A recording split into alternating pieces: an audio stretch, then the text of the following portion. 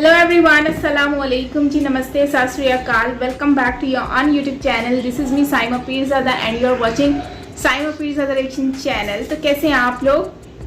दोस्तों, आज हम जो वीडियो पे रिएक्शन देने जा रहे हैं उस वीडियो का टाइटल है कश्मीरी जो लोग हैं वो मतलब कि क्या कहते हैं मोदी जी के बारे में और कश्मीर के और इंडिया के रिलेशन के बारे में। चलते हैं और जानते हैं कुछ facts regarding Kashmir and Kashmiri लोगों से कि वो लोग क्या कहते हैं। और क्योंकि 15 अगस्त भी आ रहा है तो आपको पता है कि बहुत ही स्पेशल डे है इंडिया का, और उसके ऊपर हर घर तिरंगा का जो है वो आजकल हर जगह पर सुनने को मिल रहा है। तो चलते हैं और देख लेते हैं इस वीडियो को। ओरिजिनल वीडियो का लिंक आपको मिल जाएगा नीचे डिस्क्रिप्शन में, सो वहाँ से देख सकते हैं। और अगर मेरे चैनल पर न्यू हैं तो सब्सक्राइब करना बिल्कुल मत भूलिएगा। बेल आइकन को ऑल नोटिफिकेशन पे प्रेस करेंगे तो ही आप लोगों को मेरे सारे वीडियोस मिलते रहेंगे। एंड मैंने न्यू व्लॉग भी अपलोड कर दिया है तो वो भी आप देख सकेंगे। नीचे कमेंट सेक्शन में मैं उस व्लॉग का लिंक शेयर कर दूंगी। आप कमेंट सेक्शन पे मतलब पिन किया हुआ है तो आप वहाँ पे क्लिक करेंगे तो आपको मिल जाएगा। तो ज़रूर सपोर्ट करें, ढेर सारा प्यार दें। इस तरह से अच्छे अच्छे व्लॉग्स मैं आप लोगों के लिए लेकर आती रहूँगी। तो यस, लेट्स स्टार्ट। जो के को हम बोलते हैं ये गुलाम है, वो गुलाम है, हम गुलाम नहीं है। हम गुलाम नहीं है, हम गुलाम नहीं है। हम हिंदुस्तानी हैं, हम रहेंगे और थे भी। हम हमेशा, हमारे बच्चे हिंदुस्तान के हैं। मैं ये वसूख से कहूँगी, पीओ के गुलाम है, हम नहीं गुलाम है। और इंशाल्लाह मैं वसूख से कहती हूँ वो भी हम उनसे छीन के लाएंगे। ये मेरा वादा आपसे।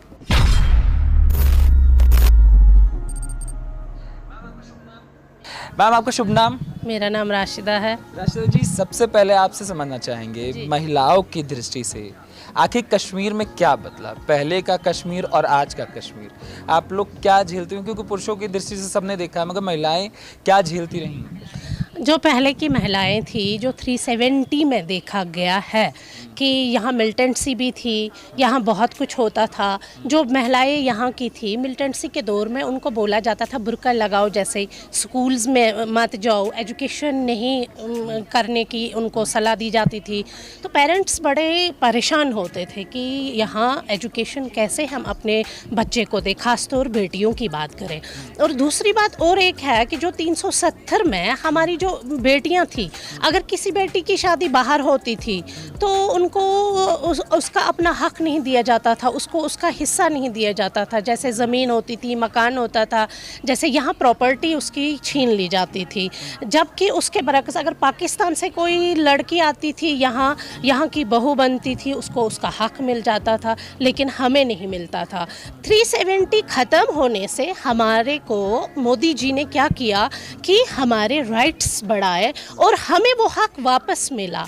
जैसे यहाँ की अगर किसी लड़की की शादी अब बाहर होगी तो उसको अपना हक फिर से मिल जाएगा। और क्या हुआ कि महिलाएं जैसी आज़ाद हो गई। आज की महिला भी देख लीजिए, जैसे पहले महिलाओं के साथ अगर यहाँ कुछ भी होता था, अगर वो FIR के लिए जाती थी या ससुराल में कभी कुछ जहेज़ के मामले होते थे या कुछ भी होता था, वो FIR के लिए जाती थी, उसकी कोई सुनता नहीं था। आज के दौर में ये पुरुष जो है ये डरता है महिला से। इसको पता है कि मोदी जी ने इनको बड़े राइट्स दिए हैं, ये अब इक्वलिटी से काम कर रही है, हर किसी ओहदे पे ये काम कर रही है और मर्दों के, पुरुष के अब शाना बशाना वो काम करती है। मैम, महबूबा मुफ्ती भी तो महिला हैं। अभी आज विधवा विलाप दिवस उनका चल रहा है, काला दिवस चल रहा है, पाकिस्तान का भी चल रहा है। तो वो क्यों नहीं चाहती थी कि महिलाओं को अधिकार मिले और वो हमेशा चाहती थी कि धारा 370 टिका रहे? महबूबा मुफ्ती को भी मैं क्या कहूँगी कि ये सियासत जो है, कहते हैं बाप बेटी की सरकार, वो वैसी सरकार चलाना चाहती है। वो यहाँ पे ना एक हुकूमत करना चाहती है। लेकिन जो इस वक्त लोगों को अब समझ में आ गया है कि यहाँ ऐसा नहीं चलेगा। आप देख रहे हो कुछ ही दिन पहले उसने क्या किया, तिरंगा हिंदुस्तान का लहराना चाहिए जो हमारे दिलों में बसता है। उस तिरंगे के साथ उसने पुराना झंडा निकाला। उनका तो काला दिवस चल रहा है जबकि हमारी खुशी चल रही, क्योंकि हम बहनों को हमें अपने राइट्स मिले, हमारी खुशी है इस वक्त। मैम, अगर आपसे जानने की कोशिश करें, आप शिक्षित लग रही हैं, शिक्षा के लिए कितनी लड़ाई लड़नी पड़ी है? क्योंकि ये गढ़ रहा है आतंकवाद का, तो आतंकवाद के समय क्या कंडीशन रहा था? मैं अपनी बात करूंगी, जब मैं 8th में पढ़ती थी उस वक्त ये शुरुआत हो गई मिलिटेंसी की। जब मिलिटेंसी स्टार्ट हो गई तो मैं ट्यूशन सेंटर में थी। मुझे अभी भी याद है कि किसी ने बोला यासीन मलिक पकड़ा गया। मैं मतलब छोटी थी, मुझे ये नहीं पता था ये यासीन मलिक कौन है। फिर आहिस्ता आहिस्ता हम भी बड़े हो गए तो हमने भी देखे यहाँ बुरे हालात थे। 370 में ये देखा गया। 90s की बात करें तो बहुत मुश्किल हालात थे। हम लड़कियों के लिए बहुत बाहर निकलना मुश्किल होता था। कि मैं अपनी बात करूंगी कि मैं डर डर के स्कूल जाती थी, बल्कि बुर्का पहनना पड़ता था, तब स्कूल जाना पड़ता था और डर होता था कि हम घर पहुंचे ना पहुंचे। आज की स्थिति में मेरी बेटी जो इस वक्त स्कूल जाती है बेझिझक जाती है। इतना हमने मोदी जी ने हमें इतना ये दिया, हक अपना दिया कि मेरी बेटी भी आज स्कूल जाती है। जबकि उन्होंने कहीं स्कीमें बनाई, बेटी बचाओ बेटी पढ़ाओ, बहुत सारी ऐसी स्कीमें हैं जो हमें इस वक्त फेवर हो रही है। अच्छा, आम कश्मीरी क्या चाहता है मैम? जो आज़ादी की बात लाल चौक से लगाई जाती है, कौन सी आज़ादी की बात? ये मुझे एक चीज़ बताइए, आज़ाद तो है हम, जबकि जो कि हमें लगता है हम तो आज़ाद है। कौन सी आज़ादी की बात करें? ये बौखलाहट वाले लोगों की कुछ ऐसी चीज़ें होती हैं। आपको ये याद होगा कि पिछली बार 25 जुलाई को जो वहाँ रैली हुई किसी चीज़ की, तो आपने तिरंगा को देखा कि हमारे यूथ जो कल है, जो हमारा फ्यूचर है, तो उसी यूथ ने ये तिरंगा लहराया बड़ी शान से। हमारे कश्मीरी नौजवान उस तिरंगे को लहरा रहे थे। अच्छा, क्या कारण होता था कि युवा दूसरी तरफ चला जाया करता था? पत्थरबाजी, ये अब वो परिस्थितियाँ बदल गई। एक्चुअली पाकिस्तान ने जो जहर यहाँ घोल लिया था, पाकिस्तान ने इनको ब्रेन वॉश किया हुआ था कि ये है वो है। मगर फिर आहिस्ता आहिस्ता यूथ को समझ में आ गया कि हमारे हाथ में गन नहीं होने चाहिए, हमारे हाथ में कलम होने चाहिए, हमारे हाथ में कंप्यूटर होने चाहिए। तो ये इस वक्त आहिस्ता आहिस्ता बदल गया सारा। इस वक्त हम नए कश्मीर में बैठ रहे हैं। हम नए कश्मीर की बात करें, नए कश्मीर में आज के यूथ को आप कलम और कंप्यूटर देखोगे। क्या है नया कश्मीर? नया कश्मीर, आप आज की मैं बात करूं, टूरिज़्म की बात करूंगी। टूरिज़्म इस बार बढ़ता गया और हर कोई चीज़, हर कोई स्थिति बदल गई। कहीं स्टोन पेल्टर आपको नहीं दिखेगा, कहीं ऐसी कोई वाक़ात नहीं दिखेंगे। आज के यूथ की बात की जाए, यूथ अब बदल गया। यूथ कहता है बस इतना है कि वो अपने बेरोज़गारी की बात करेंगे, बस बाकी कोई उनका ये नहीं है। युवा क्या बात कर रही हैं? कन्हैया कुमार का नाम सुना है? जी सुना है। जो JNU में चीज़ें हुई थी, उनका कहना था कि आर्मी यहाँ पे अत्याचार करती है, महिलाओं के साथ बदसलूकी होती है। मुझे एक चीज़ बताइए, 90s से यहाँ आर्मी नहीं होती, 90s में यहाँ आर्मी नहीं होती जो रात को जागती थी और हम सोते थे। क्या वो जुल्म है? वो जुल्म है? उसको जुल्म कहा जाएगा जो रात को जाग के अपनी नींद हराम करे और लोग सो जाएं। आपके लिए आर्मी क्या? हमारे लिए आर्मी हमारी शान है। जो देश भर में बताया जाता है, दिल्ली के बुद्धिजीवी ये कहते हैं कि कश्मीरियों के दिल में तो पाकिस्तान है। अगर जनमत संग्रह करा लिया जाए, क्योंकि गिलानी जी का तो आपने देखा होगा लाल चौक पे जो नारे थे, उन्होंने कहा अगर जनमत संग्रह करा लिया जाए तो कश्मीरी पाकिस्तान। जहाँ तक गिलानी जी की बात की जाए, आपको आजकल कैलेंडर दिख रहा है कहीं? कैलेंडर ख़त्म हो गया। कैलेंडर निकल रहा होता था कि बोलते थे आज हड़ताल होगा, 3 दिन बंद रहेगा, आज वो कैलेंडर भी ख़त्म हो गया। आप किस स्थिति में रह रहे हैं? ये प्रेजेंट कश्मीर है, प्रेजेंट कश्मीर की बात करें।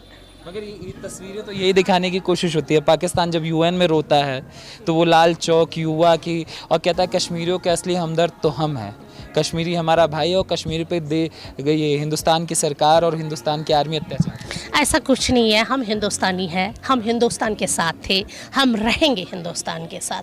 हमारे लिए ये तिरंगा हमारे दिलों में बसता है, हमारी आन बान शान ये तिरंगा है। वो तो बोलते हैं हिंदुस्तान जिंदाबाद नहीं बोलना चाहते। उनके बोलने से क्या होता है? उनकी बौखलाहट है। उनके बोलने से उनकी स्थिति ख़त्म है। इकोनॉमिकली वो ज़ीरो पे आ गए हैं। वो करेंगे क्या? हर किसी देश का उनके ऊपर ये है कि मतलब कभी किसी से ले लो, कभी किसी मुल्क से ले लो। अब कब तक वो भिखारी है, वो भीख मांगते हैं। हाँ। मैम आपके पास युवा भी हैं, क्योंकि मुख्य तस्वीरें यही हैं कि युवाओं में क्या चीज़ें बदली और जो नए कश्मीर की बात करेंगे, क्या वो नया कश्मीर बन रहा है? देखिए सर, जैसे मैम ने अभी कहा, जो ये नया कश्मीर है, आप यूथ को भी लेके देखिए, हर प्रकार की चेंज है। और डेवलपमेंट भी हो रही है। यूथ नए नए चीज़ों के साथ जुड़ रहा है, स्पोर्ट्स है, जैसे अभी एक ही विषय है यूथ के पास, वो है अनएम्प्लॉयमेंट। अभी ग्रेजुअली वो भी ख़त्म हो रहा है, उनको लेके भी काफ़ी सारे स्कीम्स आ रही हैं, मिशन यूथ लाइक, और भी बहुत सारी है, PMEG के तहत है, KVIB के तहत है, अन्य सारे विशेष जो हैं स्कीमें जो गवर्नमेंट ऑफ इंडिया जो मोदी जी ने हमें दी है, तो उस प्रकार से सारी चीज़ें हो रही है। मगर एक तस्वीर जो दिखे थे सर की, युवाओं की एक तस्वीर दिखती थी जो लाल चौक पे होता था, क्यों युवा उस तरफ चले गए थे और आज वापस रिसेंटली जैसे आपने अभी सुना 25 जुलाई को युवा ने ही वो जो लाल चौक तिरंगा रैली थी कारगिल विजय दिवस का, यहाँ से ये लाल चौक से कारगिल लाल चौक तक, तो कश्मीरी युवा लेके गया ना उस रैली को, तो कहाँ युवा किस दिशा में जा रहा है? एग्जैक्ट परफेक्ट दिशा में ही जा रहा है। मगर वहाँ तो हमारे जो JNU के युवा हैं वो कहते हैं इनको चाहिए क्या आज़ाद, पॉलिटिकल स्टंट है, उनको तो वो करना ही है, वो अपने सेल्फ कंसर्न के लिए वो सब बता रहे हैं। बाकी आप इधर देखिए, यहाँ आके देखिए, जैसे आप यहाँ आने से पहले आप को कई सारे बता रहे कश्मीर जाके आपके साथ ये होगा वो होगा, आप आए अभी आप जहाँ ठहरे हो वो पता है क्या है? एपिक सेंटर है यहाँ के टेरर का, तो आपके साथ कुछ हुआ वहाँ पे? Everything is normal. मगर जो बताया जाता है, जो दिखाया जाता है सर, वो लगातार क्यों कश्मीर में यही दिखाया जाता है कि लाल चौक ही कश्मीर है? नहीं, खाली लाल चौक ही कश्मीर नहीं, कश्मीर बहुत बड़ा है। तो अब क्या है, ये सिटी का ये पूरे कश्मीर का फेस है, तो जाहिर सी बात है इसी पे नज़र रहती है। यहाँ अभी जो पहले 370 से पहले जो स्थिति थी उसमें थोड़ा सा था कुछ, तो अभी का आप जो देखेंगे तो एकदम नॉर्मल है। मगर कश्मीर की असली आवाज़ कहा जाता है मैम, जब कहा जाता है कि कश्मीर में अगर शांति चाहिए तो अलगाववादी नेता पाकिस्तान से, अभी महबूबा मुफ्ती यही कह रही थी कि पाकिस्तान से बिना बात किए हुए शांति नहीं है। हम क्यों बात करें उनके साथ हम क्यों बात करें? उनकी स्थिति है क्या हमारे सामने? आप इंडिया की बात करो, हमारा इंडिया नंबर 1 माना जाता है। उनको आप देख लीजिए, मैं दिल्ली के हॉस्पिटल्स में जहाँ जहाँ गई, चाहे अपोलो में गई, चाहे मैक्स में गई, मैक्सिमम पाकिस्तानी होते थे इलाज के लिए, वो इंडिया आते हैं। उनकी स्थिति खराब है, हम उनके साथ बात करें? ये हो नहीं सकता। ये किसने आपको बोला हम बात करेंगे? हम तो ठीक है, हमारा क्या खो गया, हम बात करेंगे। महबूबा की बात करी जाए, महबूबा आपको लगती है वो कोई इंडियन है या उसका कोई ये है? सियासी लेवल में यहाँ एक बात करेंगे, बाकी कहीं और बात करेंगे। बस सदियों से तो यही, हम सालों से तो यही हम देख रहे हैं कि कश्मीर की जो असली आवाज़ है, बताया जाता है कि अलगाववादी नेता हैं, महबूबा मुफ्ती हैं, नेशनल कॉन्फ्रेंस है, वही कश्मीर का नेतृत्व। तो यहाँ बेड़ा गर्क उन्होंने ही किया ना। आजकल की यूथ जो है, अब उन्होंने क्यों चेंज कर लिया सारा? अब कहाँ गई उनकी वो उग्रवादी नेताज, कहाँ गए? वो है नहीं, कहीं आपको दिखाई दे रहे हैं? वो कहीं आपको दिखाई दे, जिनको वो बैक करते थे पाकिस्तान को, कहीं आपको दिखाई दे रहे हैं? वो उनका ख़त्म हो गया, वो ख़त्म हो गई वो हिस्ट्री उनकी। मगर जो पाकिस्तान कहता है वो तो कहता है कि जो कश्मीर है वो असल मायने में गुलाम है इंडिया का, और असली जो आज़ाद कश्मीर है वो हमारे पास है। जो ऑक्यूपाइड POK है, POK को हम बोलते हैं ये गुलाम है, वो गुलाम है, हम गुलाम नहीं है। हम गुलाम नहीं है, हम गुलाम नहीं है, हम हिंदुस्तानी हैं, हम रहेंगे और थे भी। हम हमेशा, हमारे बच्चे हिंदुस्तान के हैं। मैं ये वसूख से कहूँगी, POK गुलाम है, हम नहीं गुलाम है। और इंशाल्लाह मैं वसूख से कहती हूँ, वो भी हम उनसे छीन के लाएंगे। ये मेरा वादा आपसे। वो तो सपना इसका देखते हैं, आप कह रहे हैं कि नहीं, हमारा सपना तो हम लेके आ जाएंगे, हमारा सपना पूरा होने। तो देखा आपने ये वीडियो जिसमें डिस्कशन की गई है रिगार्डिंग कश्मीर के ऊपर, जो कश्मीरी लोग हैं, क्योंकि अभी 15 अगस्त आ रहा है और इस डे पर लोग सेलिब्रेशन करते हैं। उसके साथ साथ मतलब कि आपको पता ही है कि पाकिस्तान में ब्लैक डे भी मनाया जाता है इससे रिगार्डिंग के कश्मीर को जो है वो कश्मीर के लिए। तो खैर जो है ये तो चलता ही रहेगा और मुझे नहीं लगता कि कभी ख़त्म भी होने वाला है इस तरह का कुछ कॉन्सेप्ट, क्योंकि ना तो इस तरह की कोई चीज़ पॉसिबल होने वाली है आने वाले वक्त में, और ना ही मुझे लग रहा है कि दूर दूर तक कोई चांसेस हैं। तो खैर बात यहाँ पर वहाँ के लोगों की है, तो लोग जो हैं अब 370 हटने के बाद उनको जो सहूलतें वहाँ पे मिलना स्टार्ट हो चुकी हैं, तो लोगों को आइडिया हो गया है कि अब हमारी इसी में भलाई है कि हम लोग भारत गवर्नमेंट के साथ मिलकर रहें, वरना हम लोगों को फ़ायदा नहीं बल्कि नुकसान ही होने वाला है। क्योंकि हम लोग हम ये वक्त तो मतलब पता नहीं होगा कि नहीं होगा, जो मतलब वो सोच के बैठे हैं इतने टाइम से, लेकिन अब का जो वक्त है उसके हिसाब से अगर देखा जाए तो मैं ये देख रही हूँ कि अचानक से लोगों की सोच इतनी चेंज हो गई है आफ्टर 370 हटने के बाद लोगों की अचानक से सोच कैसे चेंज हो गई। तो जाहिर सी बात है उन लोगों को आइडिया हो गया है कि 370 हटने के बाद हमारी एजुकेशन, रोड कनेक्टिविटी और जो है जॉब, स्पेशली जो जैसे उन्होंने लड़के ने भी कहा कि मुझे यहाँ पे अनएम्प्लॉयमेंट बहुत ज़्यादा है, तो जाहिर सी बात है जिनको जॉब्स मिल रही हैं और स्पेशली गवर्नमेंट अदारों में जॉब्स मिल रही हैं तो हर किसी की यही फिर जाहिर बात है उन्होंने अपना माइंड चेंज कर दिया है कि हाँ इस तरह तो कुछ मिलना नहीं, तो ये सब कुछ करके ही एटलीस्ट हमें कुछ मिल जाएगा।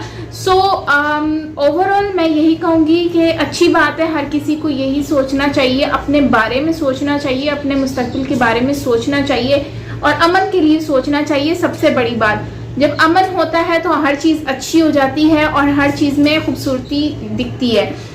तो ओवरऑल अच्छा वीडियो है, लोगों ने काफ़ी अपने अच्छे अच्छे पॉइंट ऑफ व्यू दिए हैं। लेकिन यहाँ पर अगर मैं देखूँ तो ये जो फीमेल हैं इन्होंने जो बातें कही हैं तो मुझे तो वो बातें काफ़ी मतलब अच्छी भी लगी हैं, लेकिन कुछ बातें ऐसी हैं जिसमें कुछ ज़्यादा ही ओवर बोल दिया गया है, जो कि मुझे लगता है कि उनको शायद ये नहीं बोलना चाहिए था। चलो उनकी अपनी राय है तो हम उस पर कुछ कह नहीं सकते, लेकिन यहाँ पर उन्होंने ये बात कही कि ये वही लोग हैं जो एक वक्त में पाकिस्तान का नारा लगाया करते थे, ये वही लोग हैं जो एक टाइम पे फ्लैग लेकर घूमा करते थे पाकिस्तान का, और लाल चौक पे भी फ्लैग लगाते थे। खैर मैं ये नहीं कह रही कि ये अभी ऐसे क्यों बोल रही हैं, ये उनका अपना एक पर्सनल पॉइंट ऑफ व्यू है। तो मुझे उनकी बातें अच्छी भी लगी, लेकिन यहाँ पर एक बात जो है मुझे बुरी लगी कि उन्होंने पाकिस्तान को भिखारिस्तान कहा। ठीक है, up and down her country में होते हैं, आप देखें हर अच्छी कंट्री डाउन भी होती है, अप भी होती है। अब कोविड की वजह से कितनी कंट्रियां जो हैं वो डाउन हुई हैं, फिर उनकी इकनॉमी अचानक से बूस्ट हुई है। आप इंडिया को ही ले लो, इंडिया की इकनॉमी किस तरह से कोविड में डाउन हो गई थी एंड देन फिर अचानक से बूस्ट हुई, ठीक है, और सही स्पीड में उन्होंने उठाई। अब इंडिया के रिलेशनशिप अच्छे हैं, इंडिया की पॉलिटिक्स पार्टी अच्छी है, जिसकी वजह से इंडिया को काफ़ी जो है वो कामयाबियों के मतलब सीढ़ियाँ उनके लिए बनती जा रही हैं। तो उन्होंने अपने लिए रास्ते खुद बनाए हैं। लेकिन अगर हम अब देखें तो पाकिस्तान में सबसे मेन मसला ये है कि हमारी इस्टेब्लिशमेंट सही नहीं है। हमारी यहाँ पर गवर्नमेंट का जो इस्टेब्लिशमेंट है, मतलब कोई पार्टी टिकती ही नहीं है, कोई भी आता है उनको हटा दिया जाता है और फिर दूसरा आ जाता है। दूसरी बात, IMF की ग्रे लिस्ट में मौजूद है तो बेचारा पाकिस्तान भी क्या करे, FATF की ग्रे लिस्ट में मौजूद है तो पाकिस्तान इस वजह से डाउन होता जा रहा है।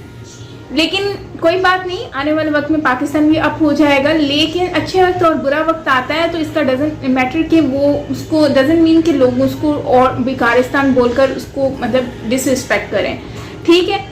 बाकी ओवरऑल अच्छा वीडियो था, काफ़ी अच्छा लगा कि जिस तरह से उनका पॉइंट ऑफ व्यू दिया गया है और खुश हैं लोग, समझ गए हैं कि उनको एजुकेशन की ज़रूरत है, क्वालिटी एजुकेशन की, साथ में उनको रोड कनेक्टिविटी जो कि ज़ाहिर सी बात है हिली एरिया में तो बहुत ज़्यादा ज़रूरत होती है, और फिर जॉब प्रिविलेजेस जो हैं वो भी चाहिए होते हैं। ज़ाहिर सी बात है इन लोगों का तो सिस्टम ही ऐसा है कि ऑलमोस्ट ज़्यादातर तो इन लोगों के रोड कनेक्टिविटी डिस्कनेक्ट रहती है क्योंकि बर्फ़बारी की वजह से।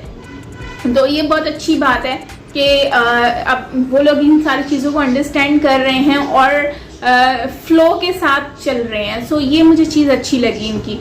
बाकी जो यहाँ के जो उनके जो न्यू जनरेशन है भारत में, स्पेशली कश्मीर की, वो लोग भी इस बात पे अंडरस्टैंड कर रहे हैं और जिस तरह इन्होंने बात की है तो वो बहुत ही ज़्यादा लॉजिकल बात थी, तो मुझे तो बहुत अच्छा लगा इंटरव्यू। बाकी ये है कि इस तरह से अगर मिलजुल कर रहा जाए तो आई थिंक कि प्यार मोहब्बत भी बढ़ती है और रिलेशन भी स्ट्रॉन्ग होते हैं। सो आप क्या कहते हैं इस वीडियो के ऊपर ज़रूर मुझे शेयर करें। बाकी मेरी कोई बात बुरी लगी हो तो उसके लिए माजरत, लेकिन जो मतलब सही लगा वो भी बता दिया, जो बुरा लगा वो भी बता दिया। बाकी कमेंट में अपनी राय ज़रूर दीजिएगा, मैं जानना चाहूँगी कमेंट में आप लोगों की राय। चैनल पर न्यू है तो सब्सक्राइब करना मत भूलिएगा, बेल आइकन को ऑल नोटिफिकेशन पे प्रेस करेंगे तो ही आप लोगों को मेरी सारी वीडियोज़ मिलती रहेंगी। सो मिलते हैं नेक्स्ट वीडियो के साथ, till then take care, bye bye.